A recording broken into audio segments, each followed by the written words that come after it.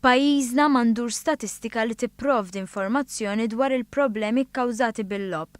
Għalhekk il-Fondazzjoni għall-Lob Responsabbli li twaqfet fi Frar ta' din is-sena se tagħmel riċerka dettaljata tul l-4 snin li ġejjin. Dan intqal meta l-Fondazzjoni ppreżentat il-pjanijiet tagħha lis-Segretarju Parlamentari għall-Kompetittività José Herrera. Il-pjan tfassal wara konsultazzjoni mal-Gvern, l-Oppożizzjoni, entitajiet u kumpaniji f'dan il-qasam. Id-dokumenti analizza problemi diġà eżistenti, fosthom il-fatt li numru kbir ta' adolescenti għattaw ħafna ħin fuq lob virtwali, ħaġa li tista' tpoġġihom f'ċirku vizzjuż.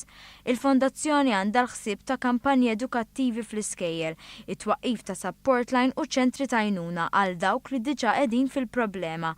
Iċ-Chairman tal-Fondazzjoni Silvio Xkembri tkellem dwar kif tfasslu dawn il-prijoritajiet. Il-miżuri huma indirizzati nistgħu ngħidlek fuq 3 pilars. Għandek il-pilar ta' prevenzjoni, allura hemmhekk speċjalment hemm liż-żgħażagħ u nies li għadhom qatt ma missu jew inkella li qegħdin però f'riskju li jista' jkollhom problema ta' addiction. Għandek miżuri wkoll indirizzati għal dawk li diġà qegħdin fil-problema u mbagħad għandek miżuri oħra għal familjari u għal dawk in-nies li qegħdin viċin ta' dawk li għandhom il-problema.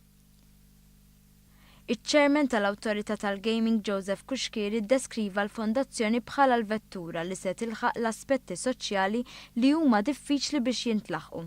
Is-Segretarju Parlamentari għall-Kompetittività José Herrera faħħar is-sinerġija li kien hemm bejn dawk kollha li involvew ruħhom għal dan il-pjan.